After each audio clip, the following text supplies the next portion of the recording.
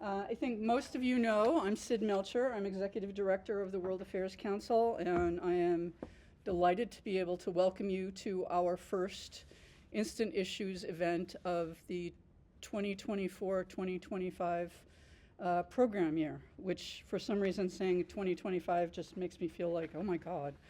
I'd like to thank our sponsors, Wilbraham and Munson Academy, M&T Bank, and Sir Speedy. Oh, I want to back up a little bit because I think most of you also have been along for most of my health journey. I am beyond the invasive part of breast cancer care, so in theory, we've beaten it.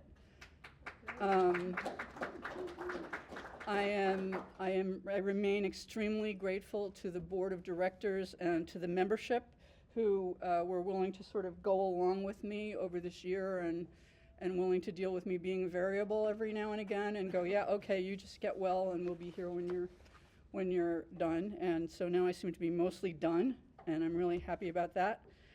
So thank you to Jeremy Cole, who is recording our event today, and to Colleen Moynihan for helping register people. Membership, if you are not a member, there are cards over on the table. We are a cheap date. And in addition to supporting these kinds of events, you will also help us participate in the State Department's International Visitor Leadership Program, as well as our Classroom Conversations Initiative, which helps enrich local students' experiences by providing them with speakers. Upcoming program, our next event will be our annual meeting. And if any of you are in places, work in places, there are flyers over there. If you live in, say, Glen Meadow, you could take one of these and post it if that would be appropriate. It will be on October 10th, featuring Dr. Martha Hodes, a professor of history at New York University, who will be speaking about her memoir, My Hijacking, A Personal History of Forgetting and Remembering. We are also partnering with the Polish Center, another flyer. Look at me with two flyers. Partnering with the Polish Center of Discovery and Learning in presenting author Donna Chmara on her book, Surviving Genocide, Personal Recollections, on October 17th at Elms College. Our next Instant Issues will be here on Tuesday, October 29th, with journalist Charu Gupta, who will be speaking about Hindu nationalism. I'm hoping to have the details on that settled pretty quickly, and then you'll get information if you're on our mailing list through our email newsletter. So our speaker today is John Feffer. He is the Director of Foreign Policy in Focus and Global Just Transition at the Institute for Policy Studies in Washington, D.C. He is a senior associate at the Asia Institute in Seoul and has been both a writing fellow at Provisions Library in Washington, D.C., and a Pan-Tech fellow in Korean Studies at Stanford University.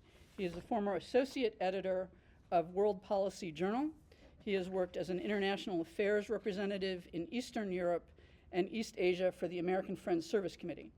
He has also worked for the AFSC on such issues as global economy, gun control, women in the workplace, and domestic politics.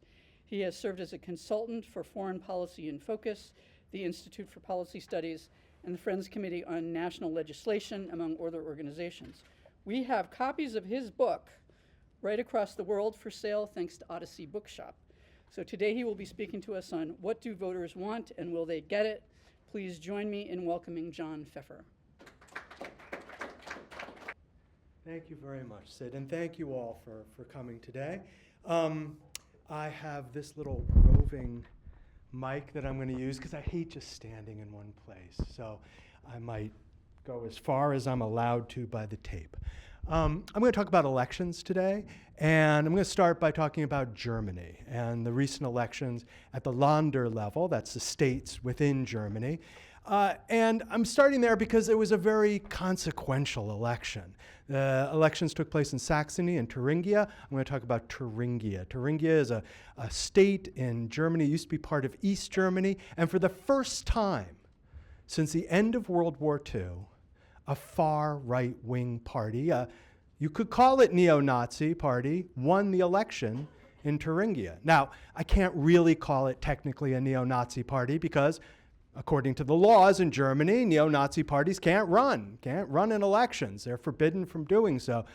The Alternative for Deutschland, this far right-wing party, has flirted with neo-Nazism.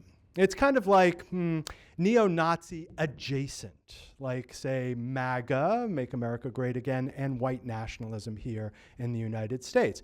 Close, and there's some kind of intermarriage, shall we say, between the two groups, but technically the AfD is not neo-Nazi, just far right. Why did it win?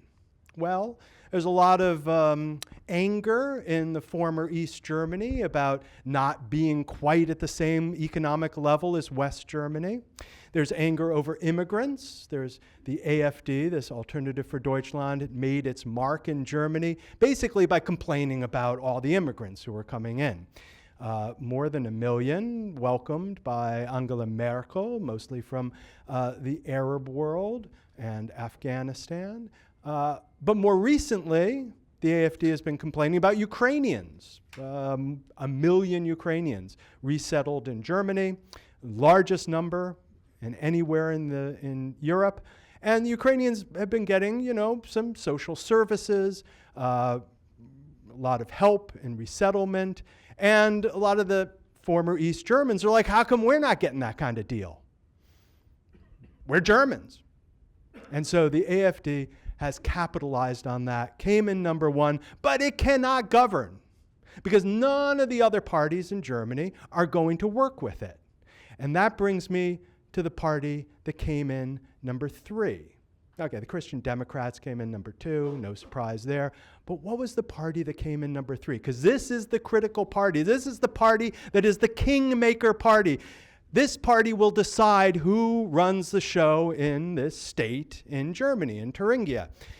And it's a party with the strange name of Bundeswagenknecht. That means the Alliance of Sarah Wagenknecht. So who is this Sarah Wagenknecht? Sarah Wagenknecht, I have some difficulty with her name, I apologize, used to be a member of something called Die Linke, the left party, the former, what had been the Communist Party many, many moons ago in Germany, turned itself into Die Linke, and Sarah Wagenknecht was a leader in Die Linke. So you might think, okay, BSW, Bündnis Sarah Wagenknecht, is a left party. And sometimes she says she is left, but actually, if you look at the positions that this BSW is taking, they're almost identical to the positions taken by the far right, by the Alternative for Deutschland. I mean, how is it possible that a party on the left has taken the same positions as the party on the far right? It has been critical of immigration. It has been skeptical about climate change. It has criticized German support for Ukraine. The only thing that kind of makes this BSW, Bündnis Sarah Wagenknecht, a left party is its support for workers. But anybody who's familiar with German history knows that that doesn't necessarily make you a left party. What was the name of the Nazi party? The National Socialists. They were socialist. Well, some of them were, and certainly at the beginning of the party. So BSW is now in number 3 and will determine who will govern in this little state in Germany. Why am I talking about this little state in Germany? Okay, it's important because it's the victory of the far right for the first time since World War II. But why? Why are voters in a pretty prosperous country, Germany's pretty prosperous, why are they voting in favor of the far right and this left-wing party that's basically the same as the far right party? Well, 3 takeaways from this election. 1, a disgust with centrism, with the centrism of the German parties. Certainly the ruling party right now, the governing party in Germany, the Social Democrats, but a certain disgust with the Christian Democrats as well. A real anger over being left behind. Okay, maybe, in comparison to folks living in poorer parts of the United States, people living in Ivory Coast, Côte d'Ivoire, people in Germany, all the people in Germany are doing really well. But comparatively speaking, there are people in this eastern part of Germany who feel like they've been left behind, that they have not been privy to all the benefits that everybody else in Germany, everybody else in the European Union has gotten. And the third thing is a kind of backlash against the social project of liberalism. You know, basically all of the advances made in human rights, extending human rights to everybody, that has taken place over the last 20, 30 years. And there's been a backlash to that worldwide, but especially in this little area in Germany. And that is focused on backlash against LGBT and trans rights. Okay, so those are the three takeaways. But today I'm going to try to dig a little deeper, and give you two other reasons. I'm going to test them out with you, because I haven't really written about these yet. First is that we're in a different era right now, a post-industrial era, and our parties have not caught up to this reality, but voters have. Second is the question of sacrifice. Who makes sacrifices today so that we can move forward as a country and as a world, especially in conditions of climate change? Who is going to make the sacrifices necessary for us to survive? And is democracy a system capable of determining on a fair basis who makes those sacrifices? Okay, all of that is prologue to what I'm going to say right now, which is 2024. Big year of elections. The biggest year in elections possibly in modern history. More people went to the polls this year or are about to go to the polls than at any other year in 100, 150 years. 60 plus countries, plus the European Union, 49% of the world population going to the polls this year. This makes it a big year for voting.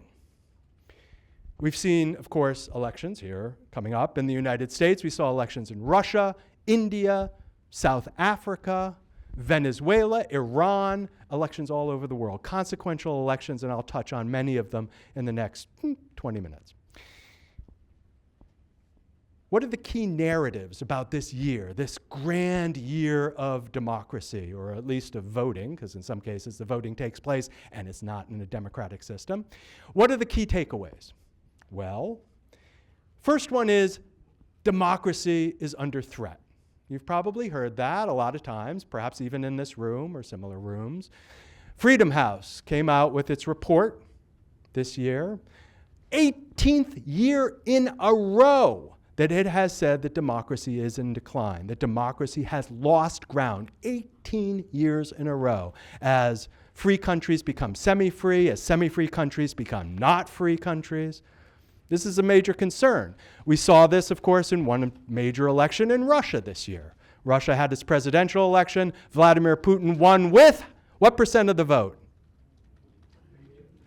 88% of the vote. Who is he running against? Real opposition? Nah. Communist Party, Liberal Democratic Party. The Liberal Democratic Party, by the way, is neither liberal nor democratic. It's a far right-wing party. He has jailed or killed all of his major opposition, including Alexei Navalny, who died under mysterious conditions 1 month before that election. So, Russia used to have more or less free and sort of fair elections back in the 1990s, no longer. So clearly, Russia is an example of democracy in decline. Another example, Venezuela. Venezuela had an election this year. And who won? Well, Maduro says that Maduro won. Everybody else says Maduro didn't win. Maduro, of course, is Nicolas Maduro, long-serving leader in Venezuela. He just declared after the election, I won with 51% of the vote. Everybody else said, well, if you look at the actual results, which you refused to release, you lost basically 80 to 20%. Yeah. So, unfortunately, that has not led to any kind of change in Venezuela, but another indication of democracy in decline. But lest you become too comfortable in your seats there, Obviously, the United States is another example of democracy in decline because, of course, we had a candidate after the 2020 election who refused to acknowledge the election had taken place free and fair and tried to the best of his abilities to overturn that election, including encouraging a mob to descend upon the U.S. Capitol, which was in the process of certifying the election. So, and we are, of course, perhaps all worried about what will happen after the 2024 election. Okay, so that's one key story about this year of elections in 2024. What's another key story? Voters want change. You've heard this. It goes back hundreds of years. Throw the bums out. We're tired of the people in charge. Now, there's, of course, a tension in this story because, yeah, the voters might want change, but on the other hand, there's money, and there's incumbency, and there's rigging the system through control of media, etc. So, yeah, sometimes the voters want change, like in Venezuela, but there are other kind of countervailing pressures that go against what the voters want. But nevertheless, we saw in this year a lot of change. United Kingdom, after 14 years or so of conservative rule, voters said, forget it. Throw the bums out. We'll take Labour. Labour Party wins. You saw that also in countries where you didn't actually see a change in leadership, but the voters sent a message in both India and South Africa. In India, voters said, yeah, Narendra Modi, we're not entirely happy with what you've done here. We are ensuring that you do not have a majority with your party alone. We're sending you a message that we're not happy. Same thing happened in South Africa with the African National Congress. Same message sent. And of course, in Iran, a big surprise. Everyone thought, well, the conservatives will win. There's really no strong reform candidate. And yet, out of seemingly nowhere, Masoud Pezeshkian wins. So voters, even in constrained circumstances, and Iran is not exactly the freest and fairest place around to hold elections, voters are still able to communicate their desire for change. Okay, third kind of story about 2024 is that you see a kind of grand seesaw in political temperament. So it's not just within countries, but across countries. So for instance, the pink wave in Latin America. That is, the left kind of coming back and having renewed popularity in various countries in Latin America. You saw this with the return of Lula to power in Brazil. You saw it with the return of AMLO's kind of successor in Mexico, Claudia Sheinbaum. There's the pink wave. Of course, there's also the brown wave. Brown wave doesn't sound quite so nice as the pink wave. Brown wave sounds like your septic system backed up. But the brown wave is basically the far right, the fascists, the brown shirts, if you will, having considerable success around the world. You saw that in the European Union elections, where the far right did better than it ever had before. Thank God it's divided into several different factions, so it can't really control the European Parliament. But immediately after that, what happens? France calls an election. And the far right comes this close to winning. I mean, it won the first round. It's only because in the second round, the left and the center ganged up. They don't like each other very much. But nevertheless, they buried the hatchet. They ganged up against the far right and defeated them.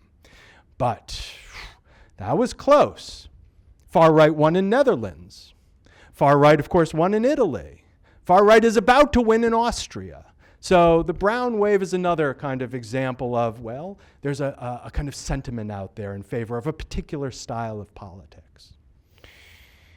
Okay, so those are three different kind of stories about this year of elections. Democratic challenges, voters want change, and then this kind of seesaw of political temperament cross-border or transnationally. But as I said, I want to dig down a little bit deeper. I'm going to give you three deeper trends that I think explain what is happening electorally around the world, but also in that little segment of Germany that I began the conversation with.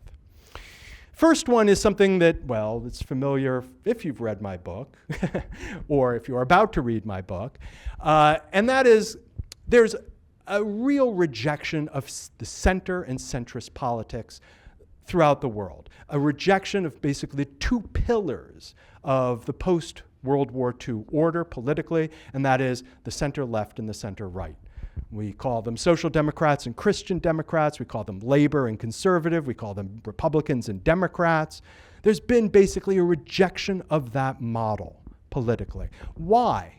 Well, one major reason is because those parties are implicated in the economic project of globalization. Globalization, basically the reduction of barriers to the free flow of capital around the world, free flow of trade around the world.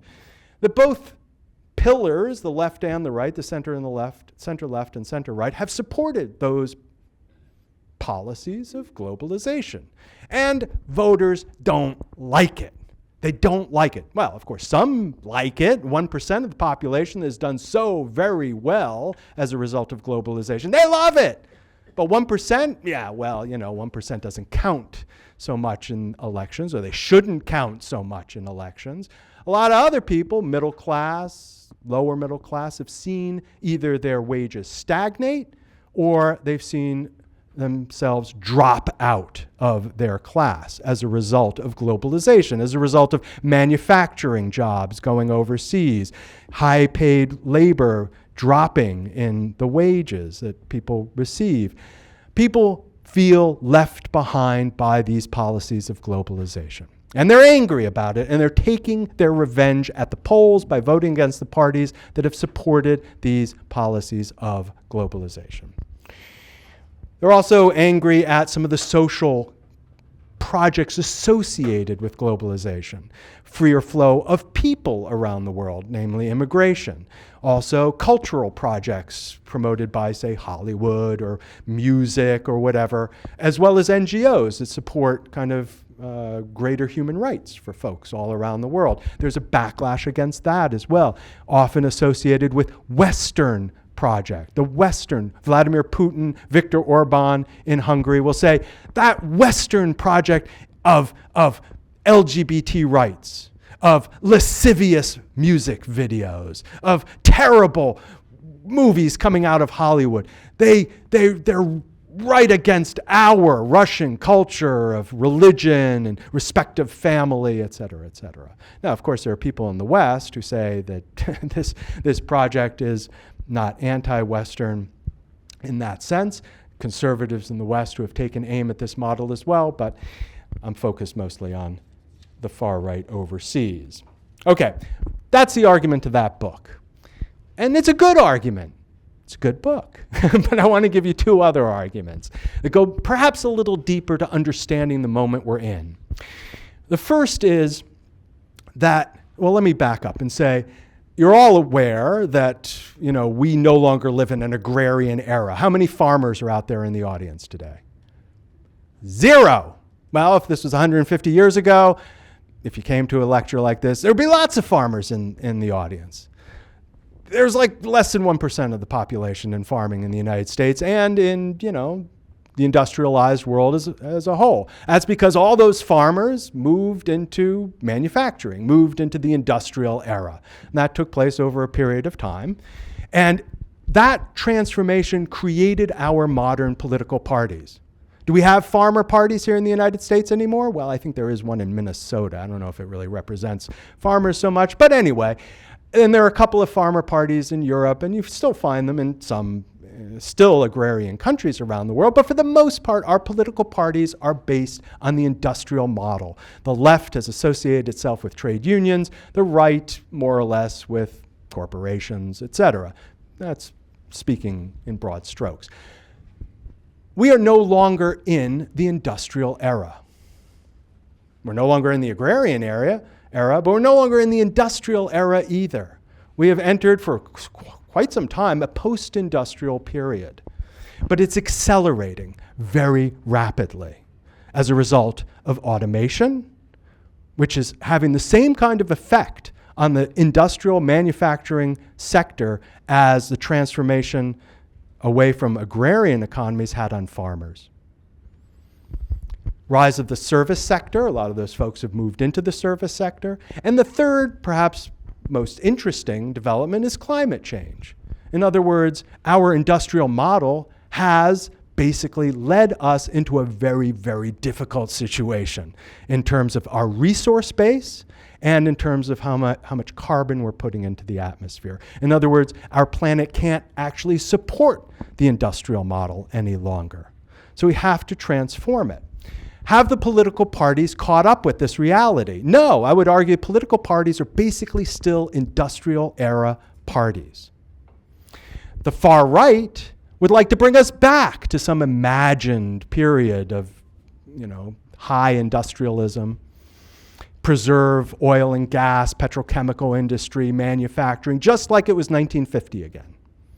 The left still is kind of working with workers, unions.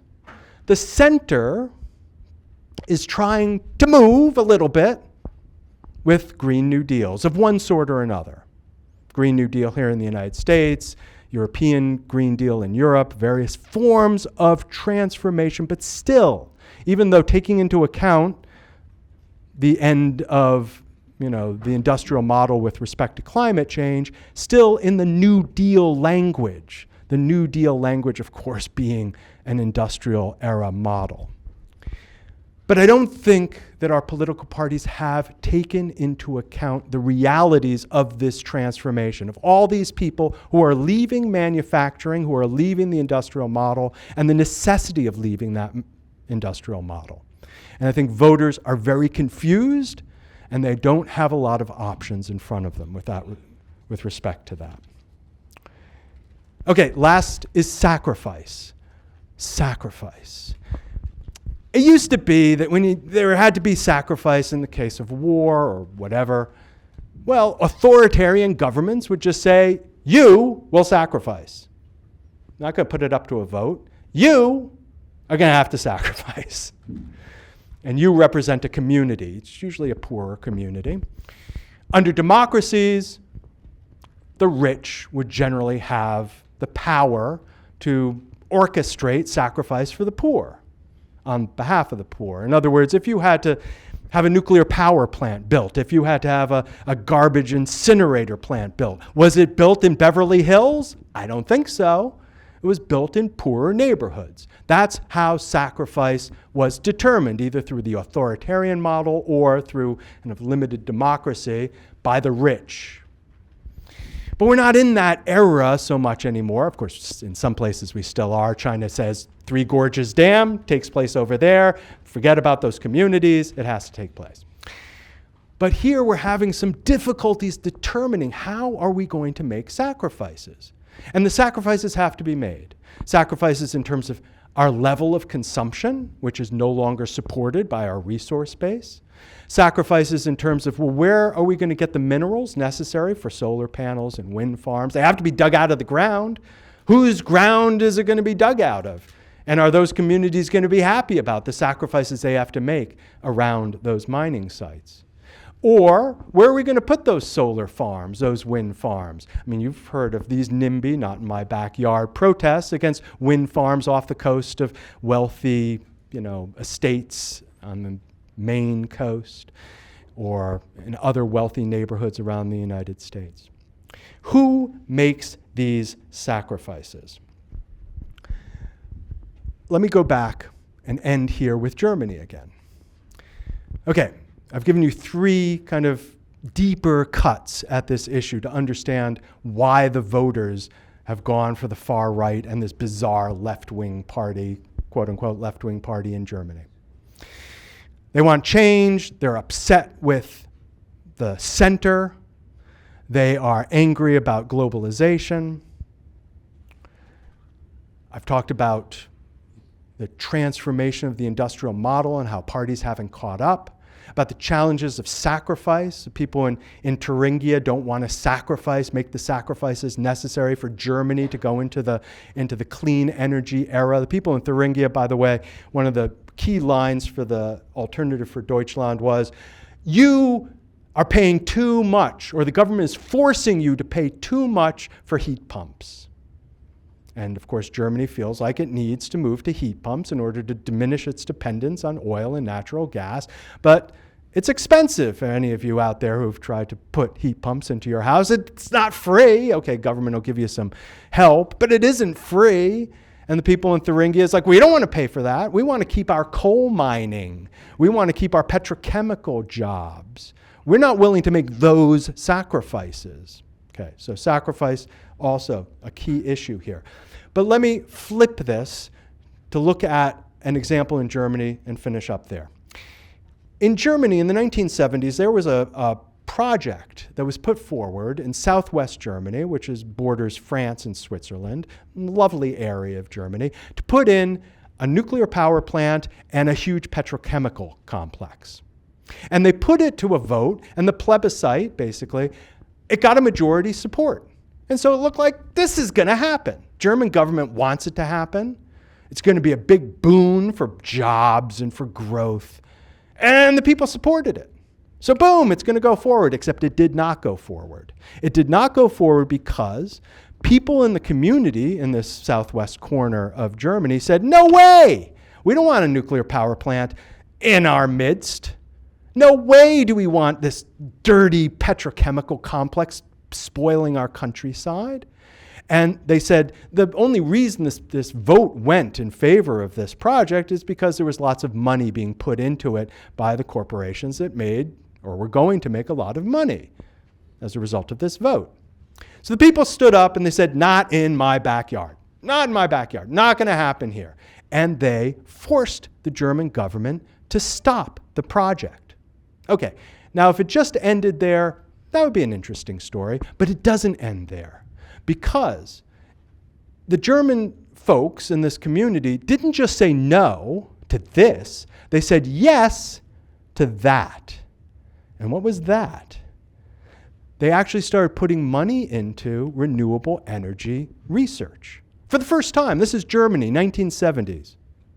This is before, the big boom of solar. But the Germans started to look into wind and solar power, first with research, then with funding small companies.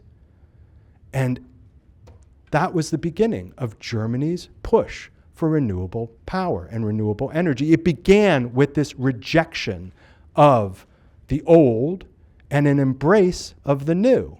And it doesn't just end there, because what else happened in this southwest corner of Germany in the mid to late 1970s was the birth of a new political party, the Green Party, never before seen in the world.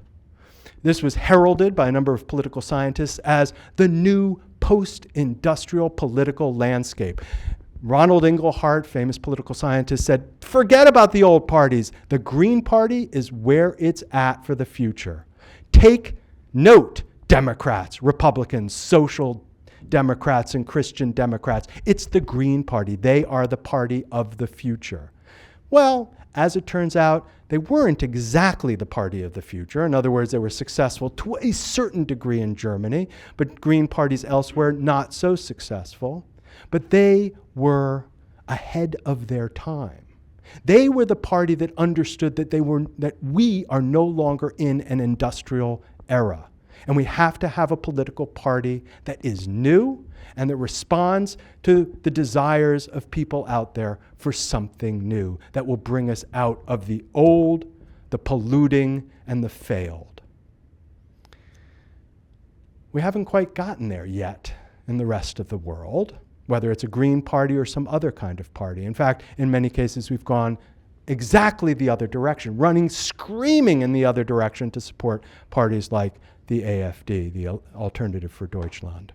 But my prediction is that if we are able to successfully address climate change, we need a political vehicle to do so, a set of political parties, whatever you call them, that will appeal to people and their desire for change. And I will end there and ask you if you have any questions for me. Okay, so the question was, immigration, hatred of the other, how does that kind of figure into these conversations, especially in relationship to some of the other things I said? Let me take your question, and then I'll do both at the same time. So the question was about voter suppression tactics and other ways of kind of getting around voter preferences in some cases. Immigration first. Immigration is a really interesting issue because it is literally an anti-economic position often, otherwise known as literally suicidal. In other words, countries in Europe have declining birth rates. They need workers desperately. Some have tried to encourage more babies. France has been somewhat successful in that regard, but for the most part, they're not succeeding. People are not having enough kids, not enough for replacement. And if it's bad in Europe, it's even worse from that point of view in Asia, where countries like South Korea, Japan, their birth rates have plummeted. Now, the difference is that for the most part, Japan is not bringing in immigrants. South Korea, a little bit more, but not enough. They are facing literally the possible extinction of their countries because they won't have enough people. They won't have enough people to work or to support the aging population, to put in enough money through taxes and Social Security or something like that to support the aging population. So how do we explain what seems to be such a position that runs against the very interests of the nation? Well, that, by the way, includes the United States, because the only reason that the United States continues to have a vibrant economy and more or less stable population is because of immigration, because the native-born population also is not producing enough babies to replace the workforce and support people like me and perhaps you as we age. So again, immigration is the answer, and yet so many people are saying immigration's not the answer. Well, there are a number of reasons for this. I mean, one is that there is tremendous economic anxiety on the part of quote-unquote native-born populations. Economic anxiety is a result of some of the trends I talked about: globalization, the loss of manufacturing jobs, the transformation of the workforce. I mean, for instance, here in the United States, if you look at Harvest of Shame, 1960 documentary, Edward R. Murrow, I believe, went down to Florida to show the conditions for farm workers. And who were those farm workers? In 1960, all of them were African American. Today, you go down to same place in Florida, entirely undocumented, or in some cases documented immigrants. There's been a complete transformation of the workforce in key sectors. Folks here don't want to do those jobs any longer. But there's anxiety about that in the workforce. If I don't do those jobs, what jobs can I do? Where will I have well-paying jobs? And a fear that if they take this job down in Florida, then they're going after my job next, because that's what we've seen. I mean, African Americans who were consigned to those terrible jobs, picking fruit, have gotten better jobs. Not entirely, but gradually. So they must be angling for my job as well, even though obviously in many cases all they want to do is go back to Mexico or Honduras, or they have no interest in the jobs of native-born Americans. But there's an anxiety there that they're coming after my job next. And that anxiety is then seized upon politically for political purposes.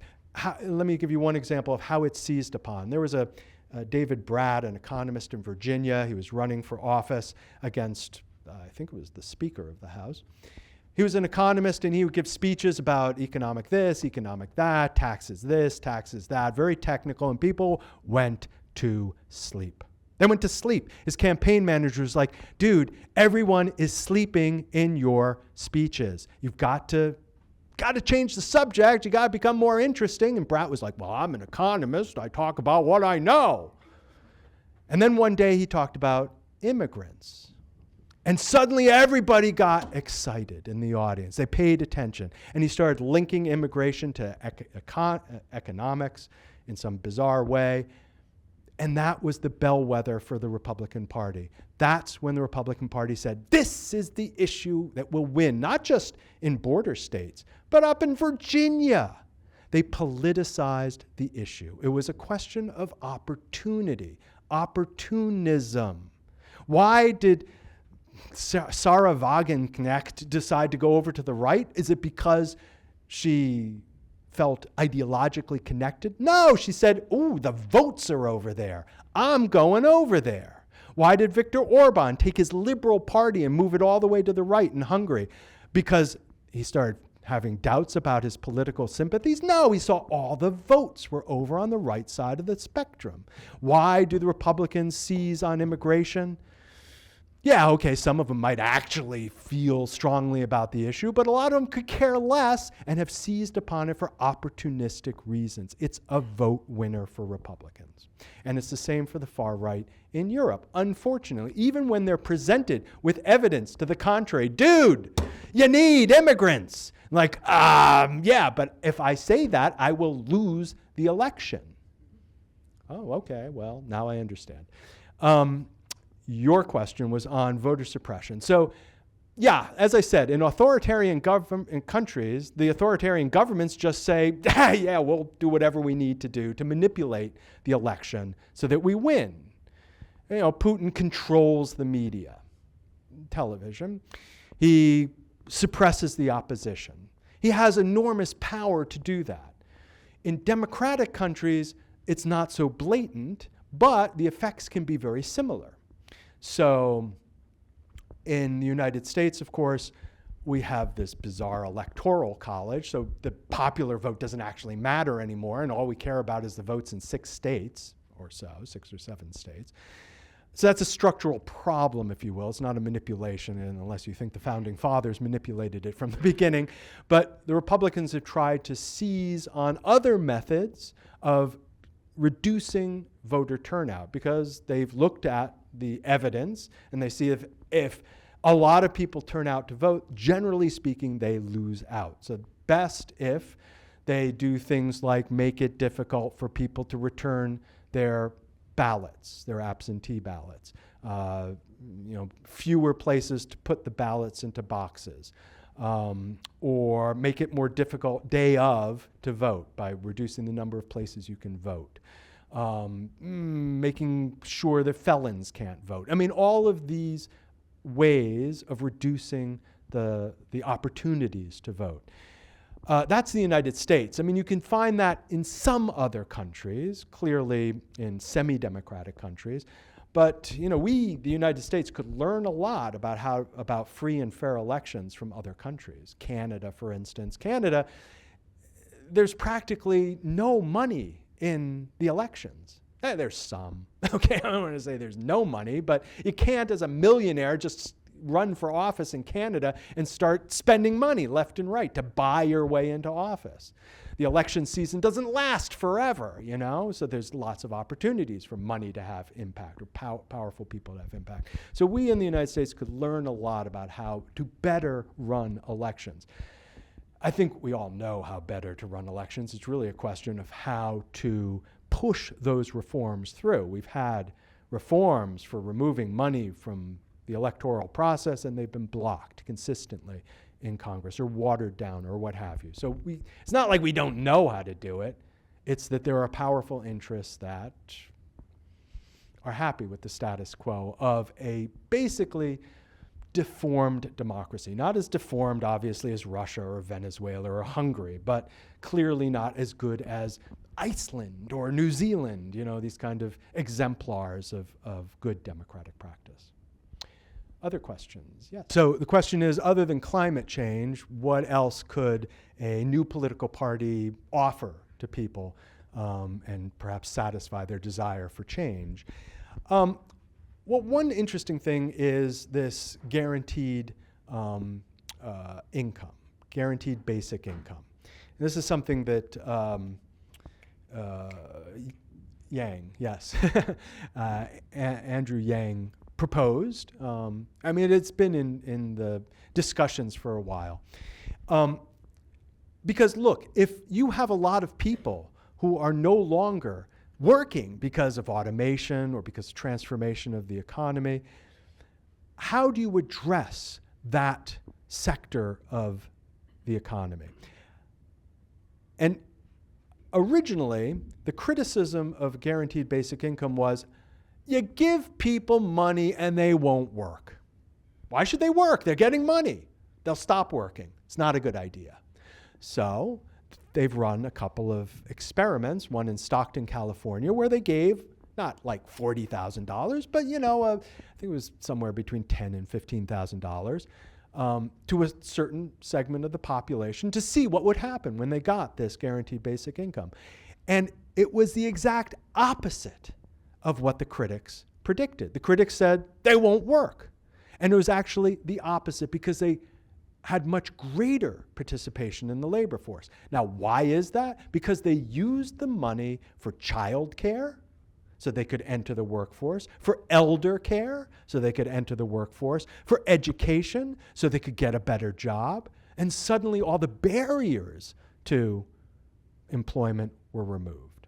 So that's certainly one example of what a party could offer that would be different. It's not something the left or the right or the center has necessarily proposed.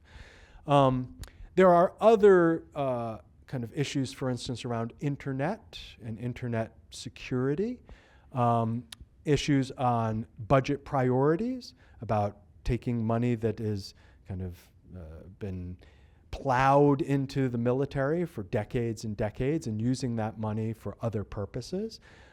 That too could transcend kind of left and right. Because you see, for instance, that Donald Trump has basically pitched himself as a peace candidate.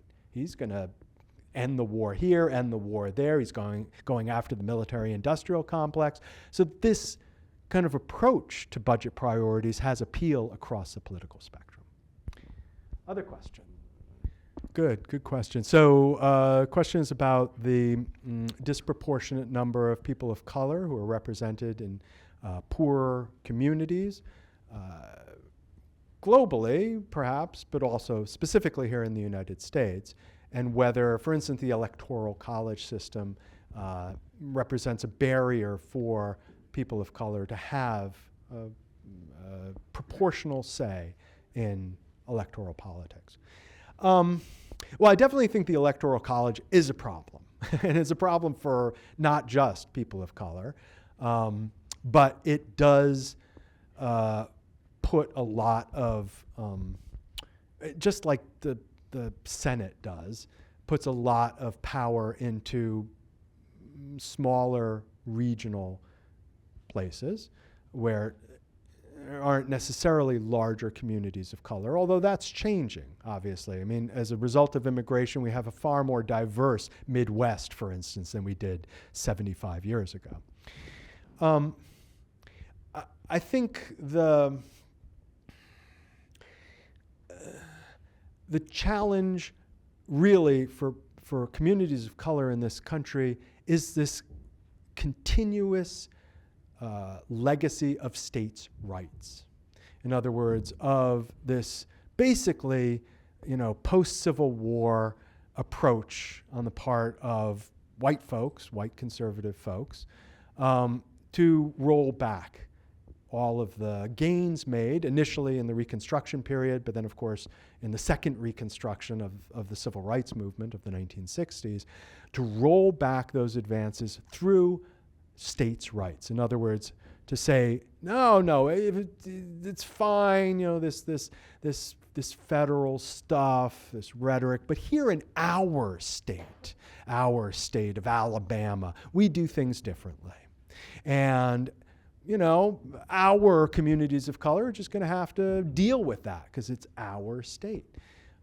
This problem of states' rights and the use of states' rights, and it's not just obviously for questions connected to racism, it's connected to abortion rights, women's rights, anything that's perceived by conservatives that the federal government is trying to advance the victories achieved by movements in the 1960s and 1970s. So the degree to which the federal government is associated with that agenda, there's pushback and rejection at the state level by conservatives, and they use the state apparatus within the state and the state machinery to keep their women, to keep their communities of color down, essentially. So I think that more than, say, the Electoral College is the challenge. How to make this a federal country, you know? I mean, we have a federal government. And there should, of course, be some room for maneuver at the state level. But we cannot have basically states that are defying federal laws on separation of church and state, on a variety of questions in this country. So that, in my opinion, is the challenge. This is not obviously just a question here in the United States. Why did the folks in eastern Ukraine decide they didn't want to be part of Ukraine any longer? Well, at least some of them. Again, it was a question around this issue of the federal government of Ukraine and quote unquote states' rights to, you know, have their own greater autonomy. This is the essential question for democracies in our age. Yeah, the question really is the issue of media and how media influences the way we think, the way we vote, and how we look at the world. And that's very true. I mean, if you go back to, again, the 1950s, 1960s, you had a couple of networks, you had a couple of newspapers that people read at a national level, and there was less segmented market. But ever since, especially the internet and the web, things have fractured, things have splintered, and we no longer have a kind of quote unquote common media understanding, a media consensus, if you will, a Walter Cronkite who gets on the evening news and tells it like it is. We have a variety of different voices coming from a variety of different perspectives, and a tendency for us to operate in our own echo chamber, to hear what we want to hear. So how many of us will listen to Rachel Maddow and then turn the channel to listen to Fox? How many of us will go to a liberal website and then migrate over to conservative website? Generally, not a lot. And so this transformation of the media universe, and thank you for the question, has been profound in our fragmentation and polarization of opinion here in the United States. I don't really see a quote unquote solution to that. Obviously, there's been an effort in the education, public education sphere, to have media literacy, so that when students are studying something, they get an understanding of what media literacy is, to understand what the media universe is. But of course, our public education system is no longer universal, and there are lots, and that is splintered as well. So lots of young people are growing up hearing only one type of thing from either their homeschooled parents or from their private school, which might have a very narrow political or religious bent. Can we go back to the old days? Should we want to go back to the old days? Probably not. So, this is another kind of post-industrial transformation that we have to deal with. But I don't have a lot of easy answers that I can tell you in 10 seconds. So the question is about interference from other countries. Let's be honest.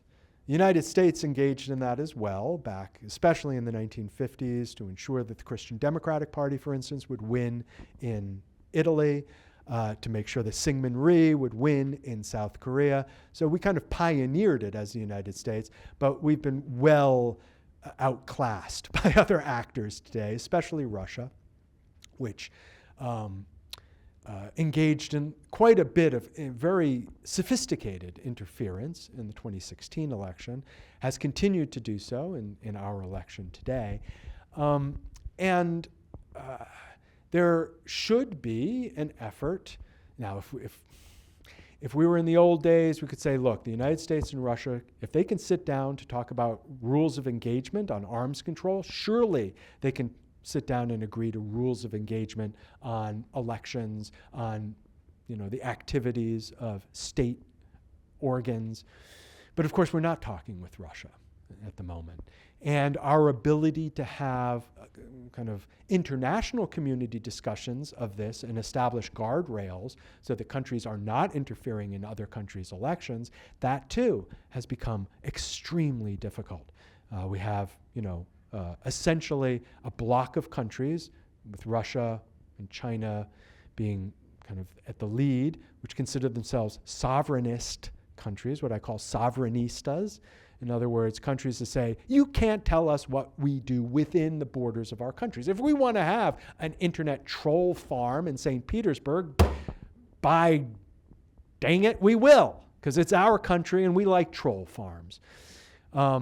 So coming to some kind of consensus, either bilaterally or internationally, transnationally, extremely difficult at this point.